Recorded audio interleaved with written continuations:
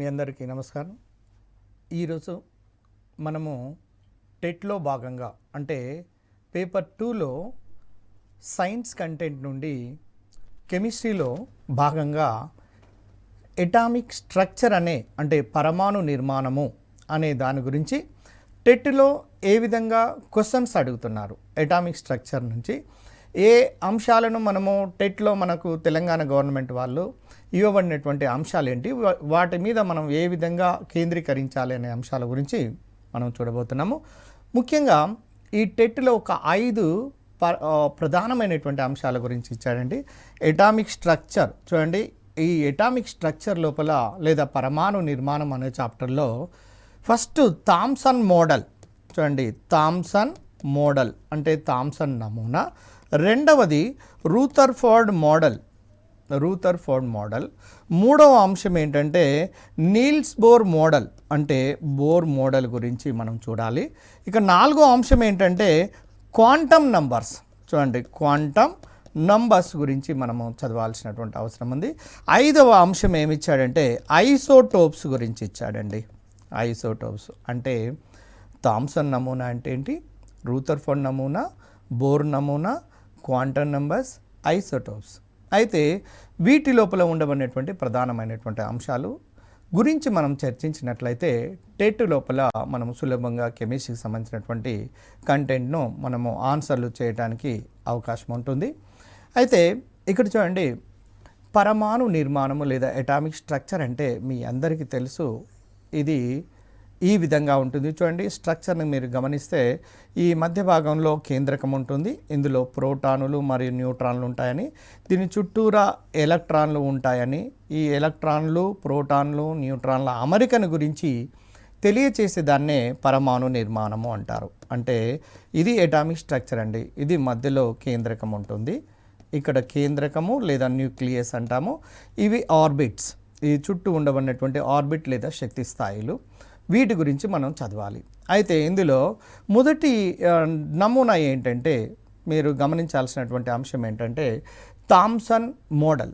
Thomson అంటే మొట్టమొదటి నమూనా. అంటే నమూనా అంటే ఏంది, మోడల్ అంటే ఏంటిది అనేది మీరు క్వశ్చన్ వేసుకొని చూసినట్లయితే పరమాణువు లోపల ఉండబడినటువంటి ప్రాథమిక కణాలైనటువంటి ఎలక్ట్రాన్, తర్వాత ప్రోటాన్, న్యూట్రాన్లు ఏ విధంగా అమరి ఉన్నవి, ఏ విధంగా ఎటువంటి స్ట్రక్చర్ను కలిగి ఉన్నవి, ఏ విధమైనటువంటి అరేంజ్మెంట్ని కలిగి ఉన్నాయని చెప్పేవే మోడల్స్ లేదా నమూనాలు అంటాము. అందులో మొదటి నమూనా థామ్సన్ మోడల్ నమూనా. ఈ థామ్సన్ మోడల్ నమూనాను చూడండి, థామ్సన్ నమూనాను ఇంకొక పదముతో పిలుస్తారు, ఏంటంటే పుచ్చకాయ నమూనా లేదా వాటర్ మిలాన్ మోడల్ నమూనా అంటారు. వాటర్ మిలాన్ మోడల్ అంటే మీ అందరూ తెలుసు, పుచ్చకాయను కనుక కట్ చేసి కనుక చూసినట్లయితే ఎర్రటి భాగం అంతా దాని మొత్తం కూడా విస్తరించబడి ఉంటుంది, మధ్య భాగంలో అక్కడక్కడగా గింజలు ఉంటాయి, అంటే ఎలక్ట్రాన్లు పొదగబడి ఉంటాయి. దీంతో పోలవటం జరిగినది థామ్సన్ అనే శాస్త్రవేత్త. అయితే ఈ మాత్రము ఆ కాలంలో ఊహించగలగటం అనేది గొప్ప విషయమే. అంటే మోడల్స్లో లేదా నమూనాల్లో మొట్టమొదటిగా చెప్పబడినటువంటి నమూనా ఏంటంటే థామ్సన్ నమూనా.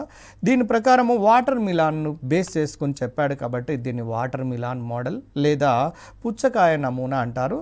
ఈ పుచ్చకాయ నమూనాలో దాని లోపల పరమాణువు లోపల ఉండబడినటువంటి పాజిటివ్ ఛార్జ్ అంతా, ధనావేశం అంతా రెడ్ మాస్ మాదిరిగా ఎర్రటి మాదిరి ఏదైతే ఉంటుందో దానితో పోల్చడం జరిగింది. కేంద్రకము లోపల పాజిటివ్ ఛార్జ్ మొత్తము విస్తరించబడి ఉంటున్నది అని. తర్వాత ఎలక్ట్రానులేమో దాని లోపల గింజలతో పోల్చడం జరిగినది కాబట్టి దీన్ని వాటర్ మిలాన్ మోడల్ అంటారండి. ఇది 1898 సంవత్సరం లోపల ఈ థామ్సన్ అనే శాస్త్రవేత్త తెలియచేసినప్పటికీ కూడా దీంట్లో అనేకమైనటువంటి లోపాలు ఉన్నవి కాబట్టి అన్ని విషయాల గురించి ఈ మోడల్ చెప్పలేకపోయింది. కాబట్టి నెక్స్ట్ రూథర్ఫోర్డ్ నమూనా అనే కొత్త నమూనా రావటం జరిగినది. తర్వాత వచ్చినటువంటి నమూనాను రూథర్ఫోర్డ్ నమూనా అంటారు.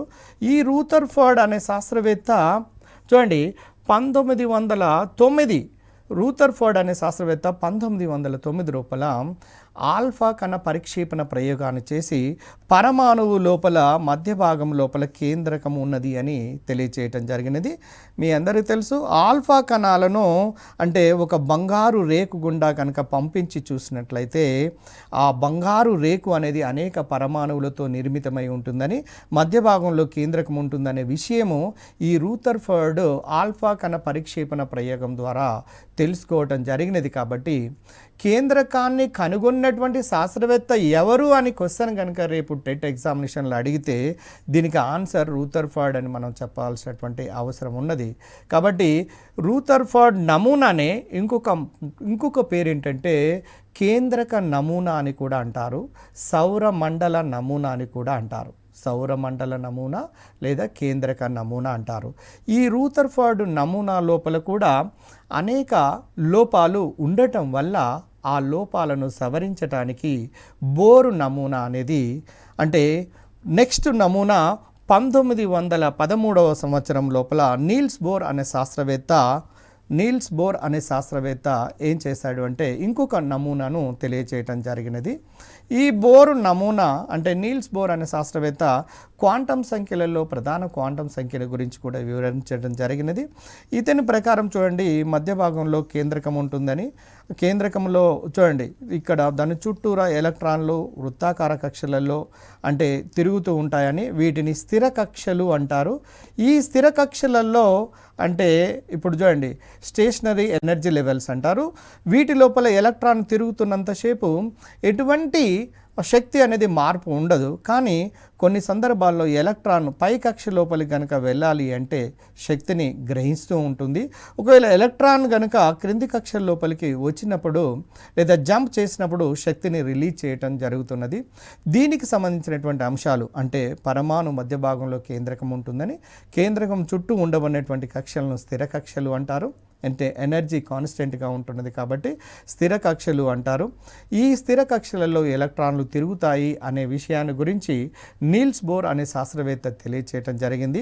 తర్వాత ఇదే శాస్త్రవేత్త ప్రకారం చూడండి, పరమాణు చుట్టూ ఉండబడినటువంటి కక్షల్లో ఇది న్యూక్లియస్గా అనుకున్నాం అనుకోండి, ఇది ఎన్ వాల్యూ అంటే స్మాల్ ఎన్ వాల్యూ కనుక మీరు చూడండి, ఇక్కడ మీరు గమనించండి, ఈ స్మాల్ ఎన్ వాల్యూను అంటే ఎన్ వాల్యూ 1, ఎన్ వాల్యూ 2, ఎన్ వాల్యూ 3, ఎన్ వాల్యూ 4 అంటే ప్రధాన క్వాంటం సంఖ్యల విలువలు పైనుంచి అంటే కేంద్రకం దగ్గర నుంచి పైకి పోతున్న కొలది ఈ క్వాంటం సంఖ్య విలువలు పెరుగుతున్నవి.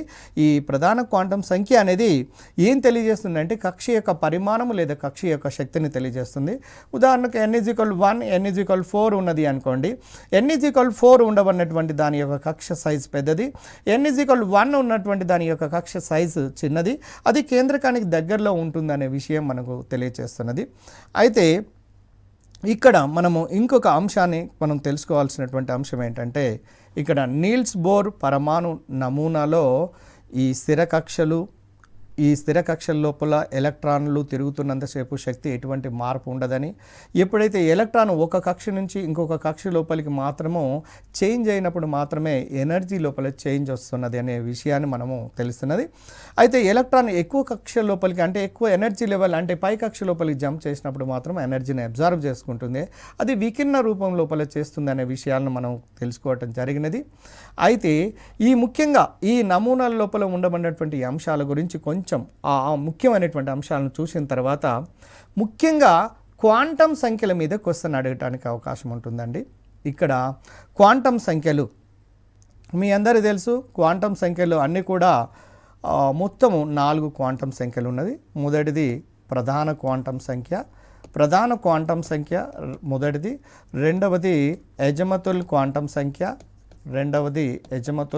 సంఖ్య, మూడవది అయస్కాంత క్వాంటం సంఖ్య, నెక్స్ట్ 4వది ఏంటంటే స్పిన్ క్వాంటం సంఖ్య.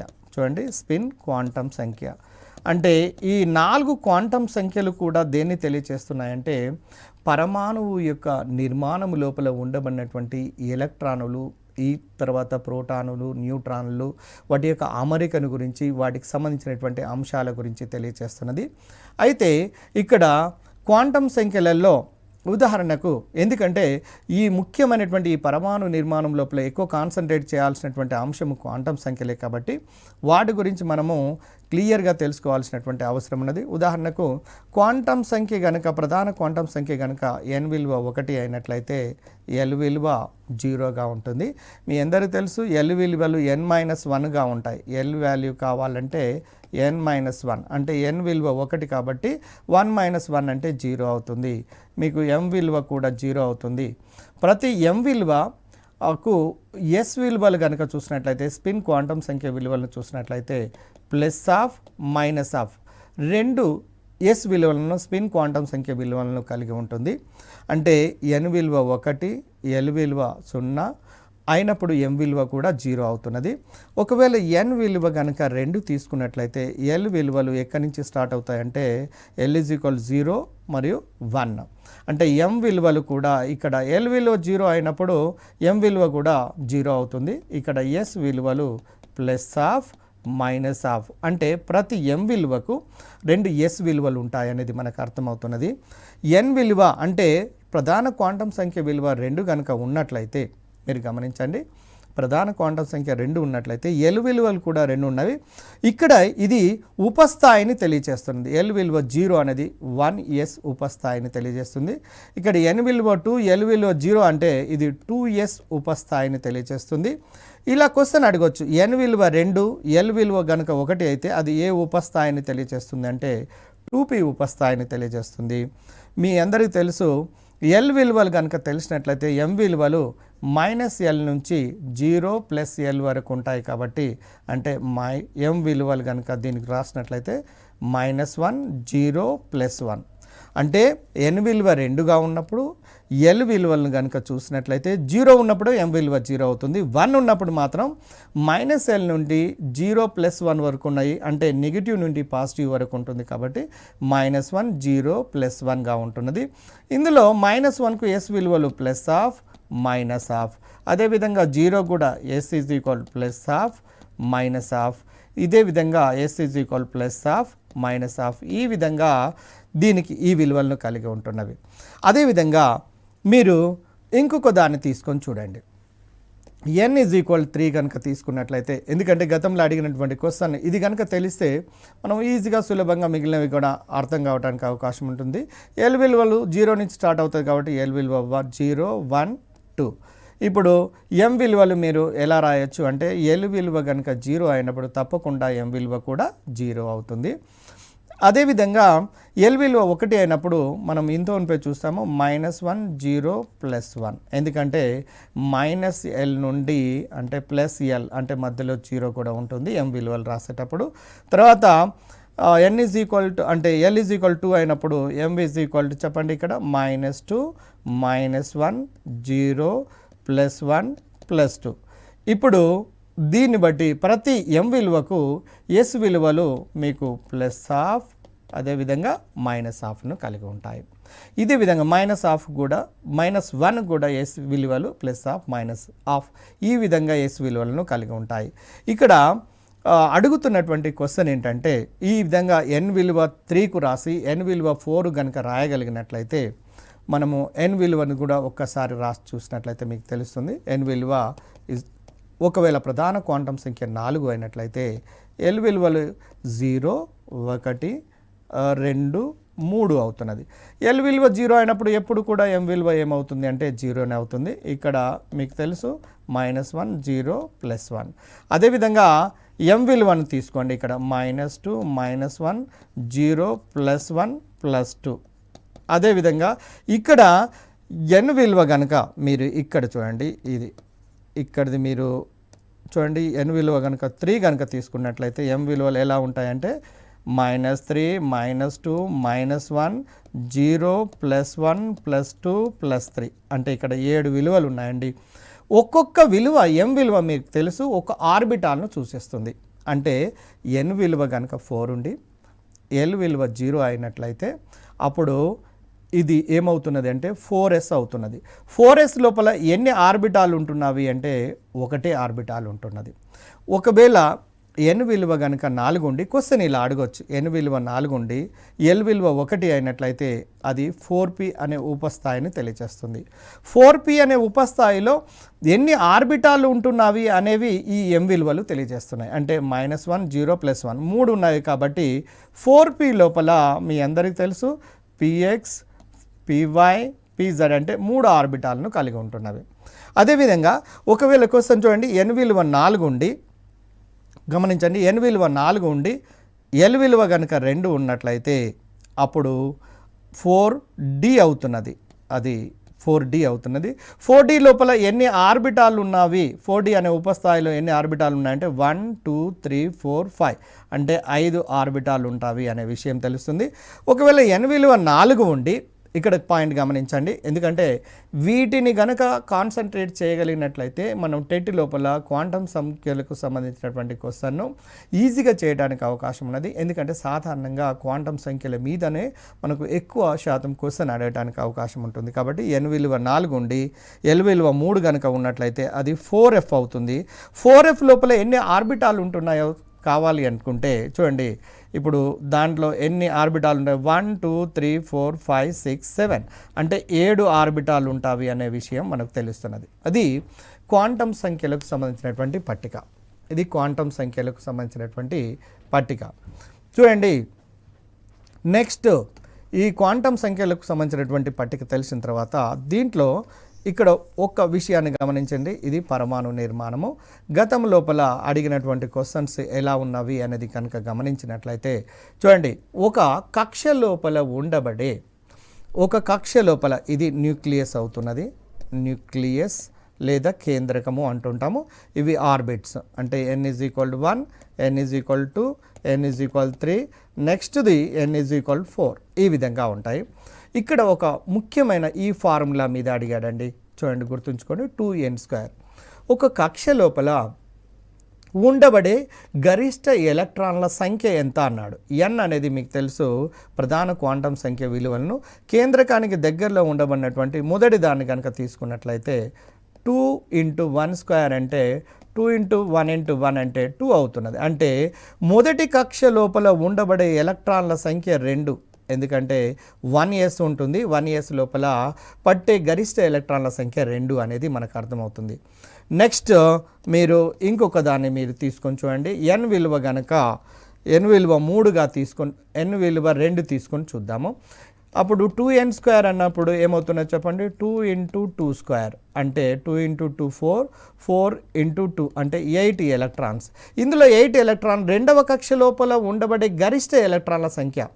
గతంలో 4వ కక్ష లోపల ఉండబడే గరిష్ట ఎలక్ట్రాన్ల సంఖ్య అడిగాడు. ఇప్పుడు రెండవ కక్ష లోపల కనుక చూసినట్లయితే ఇక్కడ మనకు రెండవ కక్ష లోపల 2s ఉపస్థాయి ఉంటుంది, 2p ఉపస్థాయి ఉంటుంది. 2p ఉపస్థాయిలో ప్రతి p ఉపస్థాయిలో మీ అందరికీ తెలుసు 3 ఆర్బిటాలు ఉంటాయని, కాబట్టి ఇక్కడ 2p. ఒక్కొక్క ఆర్బిటాల్లో పౌలీ వర్జన నియమం ప్రకారం మీ అందరికీ తెలుసు ఎలక్ట్రాన్ విన్యాసాలను రాసేటప్పుడు ప్రధానంగా 4 నియమాలు ఉన్నవి.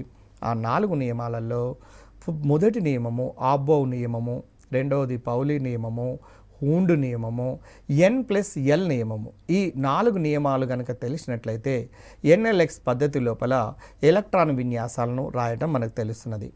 ఈ పరమాణు నిర్మాణం లోపల ఎలక్ట్రాన్ విన్యాసాలు రాయటం కూడా చాలా ముఖ్యమైనటువంటి అంశం అండి. ఈ పరమాణు నిర్మాణం లోపల ఎలక్ట్రాన్ విన్యాసం కనుక రాయటం కనుక తెలియకపోయినట్లయితే మీకు మంత్రాస్ ఇన్ కెమిస్ట్రీ మొదటి క్లాస్లోనే మీకు చెప్పడం జరిగినది. ప్రధానంగా ఒక 6 అంశాలు ఉన్నవి. ఆ 6 అంశాలను కనుక ముందస్తుగా నేర్చుకోగలిగినట్లయితే కెమిస్ట్రీకి సంబంధించినటువంటి ముఖ్యంగా టెట్ విభాగం లోపల ఇస్తున్నటువంటి ప్రతి క్వశ్చన్కు ఆన్సర్ చేయడానికి అవకాశం ఉంటుంది. కాబట్టి ఆ మంత్రాస్ ఇన్ కెమిస్ట్రీ అనే ఫస్ట్ వీడియోను మీరు గమనిస్తే వాటిని కనుక ముందస్తుగా నేర్చుకోవడానికి మీరు ప్రయత్నం చేసినట్లయితే టెట్ లోపల సులభంగా ఎక్కువ మార్కులను స్కోర్ చేయడానికి అవకాశం ఉంటుంది. అయితే ఇప్పుడు రెండవ కక్ష లోపల ఉండబడిన గరిష్ట ఎలక్ట్రాన్ల సంఖ్య ఎన్ని అని తెలిసిందంటే 8 అనేది. గతంలో అడిగినటువంటి క్వశ్చన్ ఏంటి చెప్పండి, 4వ కక్ష లోపల ఉండబడినటువంటి చూడండి 4వ కక్ష లోపల ఉండబడినటువంటి గరిష్ట ఎలక్ట్రాన్ల సంఖ్య మీద అడిగాడండి. 4వ కక్ష లోపల ఉండబడినటువంటి ఎలక్ట్రాన్ల గరిష్ట ఎలక్ట్రాన్ల సంఖ్య అన్నప్పుడు 2n² అన్నప్పుడు ఏమవుతుందో చెప్పండి, 2 × 4². 4² అంటే 4 × 4 16 × 2 అంటే 32 ఎలక్ట్రాన్స్ 4వ కక్ష లోపల మొత్తం పట్టే ఎలక్ట్రాన్ల సంఖ్య అని తెలుస్తున్నది. అయితే ఇక్కడ గరిష్ట ఎలక్ట్రాన్ల సంఖ్య కనుక మనకు అడిగినట్లయితే 2n² అన్నాము. ఒక్కొక్కసారి ఆర్బిటాల సంఖ్య కూడా అడుగుతున్నాడు. ఆర్బిటాల సంఖ్య టెట్ లోపలనే 2n². ఇప్పుడు ఆర్బిటాల సంఖ్య కావాలంటే చూడండి n² ద్వారా మనం రాబట్టవచ్చు. ఆర్బిటాల సంఖ్య మొదటి కక్ష లోపల n = 1 ఉన్నది అనుకోండి. దాంట్లో ఎన్ని ఆర్బిటాలు ఉంటాయి అంటే 1² అంటే 1 × 1 కాబట్టి ఒకటి ఆర్బిటాల్ ఉంటుంది, అది 1s. మీకు రెండవ దాన్ని కనుక తీసుకున్నట్లయితే 2² అవుతున్నది. 2² అంటే n విలువ 2 అయినప్పుడు 2² అంటే 4 అవుతున్నది. 2s లోపల ఒక ఆర్బిటాల్ ఉంటుంది, 2p లోపల 3 ఆర్బిటాలు ఉంటాయి కాబట్టి మొత్తం ఆర్బిటాల సంఖ్య 4 అవుతున్నది. కాబట్టి ఇంకొకసారి ఇలా అడిగాడు, అంటే ఆర్బిటాల సంఖ్య మరియు ఎలక్ట్రాన్ల సంఖ్యను రెండింటిని కలిపి మిక్స్ చేస్తూ ఒక క్వశ్చన్ గతం లోపల అడగటం జరిగినది. కాబట్టి అంటే నీకు గరిష్ట ఎలక్ట్రాన్ల సంఖ్య కావాలి అంటే 2n² అనే ఒక ఫార్ములా ద్వారా కనుక్కోవచ్చు. ఒకవేళ ఆర్బిటాల సంఖ్య కావాలి అనుకుంటే n² అనే ఫార్ములా ద్వారా మనము కనుక్కొని ఆర్బిటాల సంఖ్యను కనుక్కున్నట్లయితే దాని లోపల ఉండబడే గరిష్ట ఎలక్ట్రాన్ల సంఖ్యకేమో 2n² ద్వారా మనము తెలుసుకోవచ్చు. అయితే ఆ తర్వాత మీరు ముఖ్యంగా గమనించాల్సింది చూడండి, ఇక్కడ మనం పరమాణు నిర్మాణం లోపల ఎలక్ట్రాన్ విన్యాసానికి సంబంధించినటువంటిది ఇక్కడ ZX అనే ఒక ఎలిమెంట్ని తీసుకోండి. ఎలక్ట్రాన్ విన్యాసాన్ని రాసేటప్పుడు ఇక్కడ ఏ అనేది దేన్ని తెలియచేస్తుందంటే కేంద్రకము లోపల ఉండబడినటువంటి కణాలను తెలియచేస్తుంటుంది, మాస్ నంబర్ను తెలియజేస్తుంది. మాస్ నంబర్ అనేది ఇక్కడ ఏ అండి, పరమాణు సంఖ్య అనేది జడ్తోను సూచిస్తున్నాము. ఉదాహరణకు దీన్ని ఆధారంగా చేసుకొని మీకు ఒక చిన్న ప్రశ్న ఈ విధంగా కూడా అడుగుతున్నాడు. చూడండి, కాల్షియం యొక్క పరమాణు సంఖ్య 20, దీని ద్రవ్యరాశి సంఖ్య 40. దీని లోపల ఉండబడే ఎలక్ట్రానులు, ప్రోటానులు మరియు న్యూట్రాన్ల సంఖ్య వరుస క్రమంలో, లేదా ప్రోటానులు, ఎలక్ట్రాన్లు, న్యూట్రాన్ల సంఖ్య వరుస క్రమంలో అడుగుతున్నాడు. మీ అందరికీ తెలుసు, ఒక పరమాణు నిర్మాణాన్ని నేర్చుకునేటప్పుడు పరమాణు సంఖ్య అనేది దేనికి సమానంగా ఉంటుంది అంటే కేంద్రకము లోపల ఉండబడే ధనావేశితాల సంఖ్యకి సమానంగా ఉంటుంది. అంటే లేదా ఒక తటస్థ పరమాణువు లోపల ఉండబడే ఎలక్ట్రాన్ల సంఖ్యకు సమానంగా ఉంటుంది. కాబట్టి కాల్షియం యొక్క పరమాణు సంఖ్య 20 కాబట్టి దాని లోపల ఉండబడే ఎలక్ట్రాన్ల సంఖ్య 20. అదేవిధంగా ఎలక్ట్రాన్ల సంఖ్య తెలిసినప్పుడు ఆటోమేటిక్గా తటస్థ పరమాణువులో ఎలక్ట్రాన్ల సంఖ్య, ప్రోటాన్ల సంఖ్య రెండు కూడా సమానంగా ఉంటాయి. కాబట్టి ప్రోటాన్ల సంఖ్య 20, ఎలక్ట్రాన్ల సంఖ్య 20. మీకు ద్రవ్యరాశి సంఖ్య నంబర్ కనుక తెలిసినట్లయితే పరమాణు సంఖ్య, ద్రవ్యరాశి సంఖ్య తెలిసినప్పుడు న్యూట్రాన్లను కనుక్కోవడానికి చిన్న ఫార్ములా ఏంటంటే A - Z, పై నంబర్ మైనస్ క్రింది నంబర్, అంటే A - Zగా రాసేయండి. అంటే 40 - 20 రాసినట్లయితే 20 న్యూట్రాన్స్. అంటే క్వశ్చన్ చూడండి చిన్నగానే ఉంటుంది, కానీ కొంచెము దాని అప్లికేషన్ పాయింట్ ఆఫ్ లో తారుమారు చేసి క్వశ్చన్ అడుగుతున్నాడు అప్పుడప్పుడు. కాబట్టి దీన్ని గమనించాల్సింది ఏంటంటే దీని లోపల 20 ఎలక్ట్రాన్లు, 20 ప్రోటాన్లు, 20 న్యూట్రాన్లు, లేదా న్యూట్రాన్లు, ప్రోటాన్లు, ఎలక్ట్రాన్లు ఏ వరుస క్రమం లోపల అడిగితే ఆ వరుస క్రమం లోపల మనము ఆన్సరు చేయవలసినటువంటి అవసరం ఉన్నది. ఉదాహరణకి ఇంకొక దాన్ని మనం తీసుకొని చూస్తే సులభంగా, అంటే ఈ ప్రాథమిక కణాల మీద క్వశ్చన్ కనుక వేసినట్లయితే మనం ఈజీగా చేయటానికి అవకాశం ఉంటుంది. పరమాణు సంఖ్య అనేది 2, అంటే Z విలువ 2 కాబట్టి దీని లోపల 2 ఎలక్ట్రాన్లు, 2 ప్రోటాన్లు ఉంటాయి అనే విషయం మనకు అర్థమవుతున్నది. ద్రవ్యరాశి సంఖ్యను ఏతోను సూచిస్తారనే విషయం మనం ఇప్పుడే చూస్తాము. ద్రవ్యరాశి సంఖ్య అన్నప్పుడు ఇక్కడ చూడండి కేంద్రకం లోపల ఉండబడే న్యూక్లియానుల సంఖ్య మొత్తము అన్నట్టు, అంటే ప్రోటాను, న్యూట్రాన్ల యొక్క సంఖ్య మొత్తము అన్నట్టు, దాన్ని మనము ఏమంటామంటే ద్రవ్యరాశి సంఖ్యగా భావిస్తాము. అయితే 4 - 2 అంటే ద్రవ్యరాశి సంఖ్య మైనస్ పరమాణు సంఖ్యను తీసేసినట్లయితే దీని లోపల ఉండబడే న్యూట్రానులు ఎన్ని అవుతున్నాయంటే 2 ఎలక్ట్రాన్లు, 2 ప్రోటాన్లు, 2 న్యూట్రాన్లు సమాన సంఖ్య లోపల ఉన్నవి. అదేవిధంగా కొన్ని సందర్భాల్లో కొంచెం హయ్యర్ నెంబర్ ఉండబడినటువంటిది కనుక ఇచ్చినట్లయితే యురేనియం, ఇలాంటి క్వశ్చన్ కూడా అడుగుతున్నాడండి. ఒకవేళ యురేనియం అంటే ఇది రేడియో ధార్మికత కలిగినటువంటి మూలకం, మీ అందరికీ తెలిసిందే. యురేనియం లోపల పరమాణు సంఖ్య ఎంత 92, ద్రవ్యరాశి సంఖ్య 235. దీంట్లో పరమాణు సంఖ్య 92 కాబట్టి జెడ్ విలువ అంటే ఎలక్ట్రాన్ల సంఖ్య అనేది ఎంత అవుతుందంటే 92, ప్రోటాన్ల సంఖ్య కూడా 92, న్యూట్రాన్ల సంఖ్యను కనుక కావాలంటే 235 - 93 అంటే న్యూట్రాన్ల సంఖ్య 143. ఈ విధంగా కొన్ని సందర్భాల్లో ఇలాంటి తరహా క్వశ్చన్లు కూడా ఒక పరమాణువు లోపల ఉండబడినటువంటి ఎలక్ట్రాన్లు, ప్రోటానులు, న్యూట్రాన్ల సంఖ్యను కనుక్కోమంటే పరమాణు సంఖ్య, ద్రవ్యరాశి సంఖ్య తెలిసినట్లయితే దాని లోపల ఉండబడే ప్రాథమిక కణాల సంఖ్యను మనము ఈజీగా కనుక్కోవడానికి అవకాశం ఉంటుంది. అయితే కొన్ని సందర్భాల్లో చూడండి, రూథర్ఫర్డ్ పరమాణు నమూనా లోపల ఉపయోగిస్తున్నటువంటి ఒక ఆల్ఫా కణం ఉన్నది. మీ అందరికీ తెలుసు, రేడియో ధార్మికత పదార్థాన్ని కనుక తీసుకున్నట్లయితే అది స్వచ్ఛందంగా కేంద్రకము అస్థిరత్వాన్ని కలిగి ఉంటుంది. కాబట్టి ఆల్ఫా కిరణాలను, బీటా కిరణాలను, గామా కిరణాలను, ఆల్ఫా, బీటా, గామా, ఇటువంటి ఆల్ఫా కిరణాలను రూథర్ఫర్డ్ తన ప్రయోగం లోపల ఉపయోగించడం జరిగినది. ఈ ఆల్ఫా కణాల మీద ఎన్నో సందర్భాల్లో క్వశ్చన్ అడుగుతున్నాడు. కాబట్టి ఆల్ఫా కణము అంటే ఏంటి, దాని నిర్మాణం ఎలా ఉంటుందో మనము ఇప్పుడు చూద్దాము. ఒక్కసారి మీరు గమనించి చూడండి. ఆల్ఫా కణానికి సంబంధించినటువంటి క్వశ్చన్ చాలా సందర్భాల్లో అడుగుతున్నాడు. కాబట్టి చూడండి, ఆల్ఫా అనేది ఎలా రాయాలంటే He+2 అంటే హీలియం నుండి 2 ఎలక్ట్రాన్లను కోల్పోయిన తర్వాత, చూడండి, హీలియం నుండి 2 ఎలక్ట్రాన్లను కోల్పోయిన తర్వాత He+2 ఏర్పడుతుంది. ఈ He+2నే మనము ఆల్ఫా కణంగా భావిస్తాము. చూడండి, He+2లో అంటే ఇప్పుడు ఉదాహరణకు పరమాణువు యొక్క నిర్మాణం, హీలియం పరమాణువు యొక్క నిర్మాణం ఈ విధంగా ఉన్నది అనుకుంటే ఇందులో 2 ప్రోటానులు, 2 న్యూట్రానులు ఉంటాయి. ఇక్కడ 2 ఎలక్ట్రాన్లు ఉంటాయి. ఇది హీలియం పరమాణువు అవుతుంది. దీని నుంచి 2 ఎలక్ట్రాన్లు కోల్పోయిన తర్వాత మిగిలి ఉన్నటువంటి భాగం ఏంటంటే 2 ప్రోటానులు, 2 న్యూట్రాన్లు మాత్రమే. మీరు గమనించండి. ఇప్పుడు ఈ స్ట్రక్చర్ని కనుక గమనిస్తే మీకు తెలుస్తుంది, ఇదేమో హీలియం పరమాణువు అవుతుంది, ఇదేమో హీలియం న్యూక్లియస్ అవుతుంది. అంటే హీలియం న్యూక్లియస్ను 2 మాత్రలు ధనావేశం కలిగినటువంటి He+2ను ఆల్ఫా కణంగా భావిస్తారు. అంటే ఆల్ఫా కణము లోపల ఉండబడు ప్రాథమిక కణాలు 2 ప్రోటానులు, 2 న్యూట్రానులు, 2 ఎలక్ట్రానులు, 2 ప్రోటానులు, 2 న్యూట్రానులు. అదేవిధంగా నెక్స్ట్ నంబర్ను మార్చి ఇవ్వడానికి అవకాశం ఉన్నది. గతంలో అడిగినటువంటి క్వశ్చన్స్ ఉన్నవి కాబట్టి దీన్ని మీరు జాగ్రత్తగా గమనించండి. 2 ప్రోటానులు, 2 న్యూట్రానులు కలిగినటువంటి భాగాన్ని ఆల్ఫా కణంగా భావిస్తాము. అయితే ఇంకొక క్వశ్చన్ ఏంటంటే ఐసోటోపులు. ముఖ్యంగా మన ఈ సిలబస్ లోపల గమనించినట్లయితే ఐసో అంటే చూడండి, టెట్ సిలబస్ లోపల అడుగుతున్నటువంటి అంశాలు ఏంటి చూడండి. మొట్టమొదటిదేమో థామ్సన్ నమూనా, వాటికి సంబంధించినటువంటి పాయింట్స్. రెండవది రూథర్ఫర్డ్ నమూనా, మూడవది నీల్స్ బోర్ నమూనా, నాలుగవది క్వాంటమ్ సంఖ్యల మీద క్వశ్చన్ ఎలా అడుగుతున్నాడో కూడా చూసాము.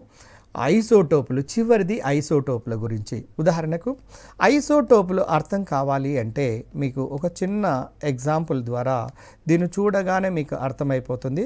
దీన్ని ప్రోటియం అంటారు, దీన్ని డ్విటీరియం అంటారు, దీన్ని ట్రీటియం అంటారు. చూడండి, ప్రోటియం, డ్యూటీరియం, ట్రీటియం 3 కూడా హైడ్రోజన్ యొక్క ఐసోటోపులే. యాక్చువల్గా what is the meaning of the isotope? Isotope అంటే ఐసో అంటే సేమ్ అని, టోప్ అంటే ప్లేస్. ఆవర్తన పట్టిక లోపల కనుక తీసుకొని చూసినట్లయితే వీటికి ఒకే స్థానాన్ని కలిగి ఉంటున్నది. కాబట్టి ఐసోటోపులు అనే ప్లేస్ ఇవ్వటం జరిగినది. అయితే హైడ్రోజన్ యొక్క ఐసోటోపుల సంఖ్య 3 ఉన్నది. చూడండి, 1H1, 1H2, 1H3. అంటే 1H1, 1H2, 1H3 దీన్ని చూడగానే మనకేమర్థం అవుతుంది అంటే పరమాణు సంఖ్యలు ఒకే విధంగా ఉండి ఈ క్రింది భాగంలో ఉండేవి పరమాణు సంఖ్యలు, పైన ఉండేవి ద్రవ్యరాశి సంఖ్యలు. ద్రవ్యరాశిని కనుక సవరించినట్లయితే ద్రవ్యరాశి సంఖ్యలు వస్తాయి. అయితే పరమాణు సంఖ్యలు ఒకే విధంగా ఉండి ద్రవ్యరాశి సంఖ్యలు భిన్నంగా ఉన్నట్లయితే వాటిని, ఆ మూలకాలను ఐసోటోపులు అంటారు. The nuclides having the same atomic number but different mass numbers are called as isotopes. ఈ ఐసోటోపులకు ఆవర్తన పట్టిక లోపల ఒకే ప్లేస్ ఉన్నది కాబట్టి ఆ పదము ఇవ్వటం జరిగినది. అయితే ముఖ్యంగా మనకు తెలుగు అకాడమీ లోపల ఇచ్చినటువంటి దాని ప్రకారం కనుక చూసినట్లయితే గరిష్టమైనటువంటి ఐసోటోపులు కలిగినటువంటి మూలకము ఏది అని కూడా అడుగుతున్నాడండి. ఫస్ట్ గ్రూపు మూలకాల్లో hydrogen, lithium, sodium, potassium, rubidium, caesium, francium. సీజియంకు గరిష్టమైనటువంటి ఐసోటోపులు ఉన్నట్టుగా మనకు బుక్ లోపల ఇవ్వటం జరిగింది. కాబట్టి సీజియం. అదేవిధంగా జడవాయువులలో కూడా జడవాయు గరిష్ట ఐసోటోప్లను కలిగి ఉన్నటువంటి మూలకం ఏది అంటే ఇక్కడ సీజియం ఆన్సర్గా రాయండి. అదేవిధంగా జలవాయువులలో చూడండి helium, neon, organ, krypton, xenon, radon. ఇందులో జడవాయువులలో చివరి నుంచి అంటే చివరి దానికి రేడియో ధార్మికత లక్షణాలు ఉంటాయనే విషయం మీ అందరికీ తెలుసు. క్సీనానుకు కూడా గరిష్టమైనటువంటి ఐసోటోపులను కలిగి ఉంటున్నది. కాబట్టి జడవాయువులలో గరిష్ట ఐసోటోపులను కలిగి ఉన్న మూలకం ఏది అంటే క్సీనాన్. ఫస్ట్ ఏ గ్రూపు మూలకాల్లో గరిష్ట ఐసోటోపులను కలిగి ఉన్నటువంటి మూలకం ఏది అంటే సీజియం. ఈ విధంగా మనము గుర్తుపెట్టుకోవాల్సినటువంటి అవసరం ఉన్నది. అయితే గతము లోపల అడిగినటువంటి క్వశ్చన్లను కనుక మనము చూసినట్లయితే చూడండి, గతంలో అంటే పరమాణు నిర్మాణము సంబంధించినటువంటి క్వశ్చన్స్ ఎలా ఉన్నదంటే సాధ్యము కానీ, మీరు చూడండి క్వశ్చన్ ఎలా ఉన్నదో ఒక్క దాన్ని ఆధార చేసుకొని చూడండి. సాధ్యము కానటువంటి క్వాంటం సంఖ్య ఏది అంటే n=1 ఇచ్చాడు, l=1 ఇచ్చాడు, ml వాల్యూ 0 ఇచ్చాడు. అంటే n వాల్యూ కనుక 1 ఉండి ఉన్నప్పుడు l వాల్యూ డెఫినెట్గా దీనికంటే తక్కువ ఉంటుంది. కాబట్టి అంటే 0గా ఉండాలి. కానీ l=1 సాధ్యం కానటువంటిది ఏది అన్నప్పుడు ఇది ఆన్సర్ పెట్టవలసినటువంటి అవసరం ఉన్నది. కాబట్టి క్వాంటం సంఖ్య n విలువ చూడండి 4 ఉండి l విలువ కనుక అంటే l విలువ 0 అయితే s, l విలువ p 1 అయితే p ఉపస్థాయిను, తర్వాత l విలువ 2 అయితే d ఉపస్థాయిను, l విలువ 3 అయినట్లయితే s ఉపస్థాయిను తెలియచేస్తున్నది. అంటే n విలువ 4 ఉండి l విలువ 0 ఉన్నది అనుకోండి, ఆ ఉపస్థాయి ఏది అని అడిగితే దాని ఆన్సర్ ఏం చెప్పొచ్చు అంటే 4s. ఒకవేళ n విలువ 4గా ఉండి l విలువ 1 ఉన్నట్లయితే అది ఏ ఉపస్థాయిని తెలియచేస్తుంది అని అడిగినట్లయితే 4p, 4s, 4d, 4f ఇలా ఇచ్చినట్లయితే అది 4pగా మనము ఆన్సర్ చేయడానికి అవకాశం ఉంటుంది. కాబట్టి డియర్ ఫ్రెండ్స్ మీరు గమనించండి, ఎటామిక్ స్ట్రక్చర్ లోపల ఈ 5 అంశముల మీద ఎక్కువగా కేంద్రీకరించండి. ఒకటి థామ్సన్ నమూనా, రెండవది రూథర్ఫోర్డ్ నమూనా, ఎందుకంటే టెట్ సిలబస్లో ఇచ్చింది ఇవి, బోరు నమూనా. నెక్స్ట్ 4వ అంశం ఏంటంటే 4వ అంశం క్వాంటం సంఖ్యలు, 5వది ఐసోటోపులు అంటే ఏంటి, వాటికి సంబంధించినటువంటి ఎగ్జాంపుల్స్ను మీరు చూసినట్లయితే ఒక్కొక్కసారి ఐసోటోపుల మీద క్వశ్చన్ ఈ విధంగా కూడా అడుగుతున్నారు. చూడండి ఎగ్జాంపుల్ ఆక్సిజన్ 816 ఇలా ఉన్నది, ఆక్సిజన్ 818 ఉన్నది అనుకోండి.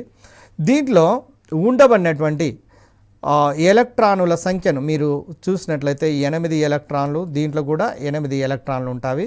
ప్రోటాన్లు 8 ప్రోటాన్లు ఉంటాయి, 8 ప్రోటాన్లను కలిగి ఉంటాయి. పరమాణు సంఖ్యలు ఒకే విధంగా ఉండి ద్రవ్యరాశి సంఖ్యలు చూడండి వేరువేరుగా ఉన్నాయి కాబట్టి న్యూట్రాన్ల సంఖ్య వేరుగా ఉంటున్నది. కాబట్టి ఈ విధంగా మనము ఎలక్ట్రాన్లు, ప్రోటాన్లు, న్యూట్రాన్లు ఈ ఐసోటోప్ల మీద క్వశ్చన్స్ అడిగినా కూడా ఈజీగా చేయడానికి అవకాశం ఉంటుంది. కాబట్టి వీటి మీద మీరు కాన్సన్ట్రేట్ చేసినట్లయితే తప్పకుండా ఈ ఎటామిక్ స్ట్రక్చర్ నుండి మంచి మార్కులు పొందడానికి అవకాశం ఉంటుంది. కాబట్టి థ్యాంక్ యూ అండ్ ఆల్.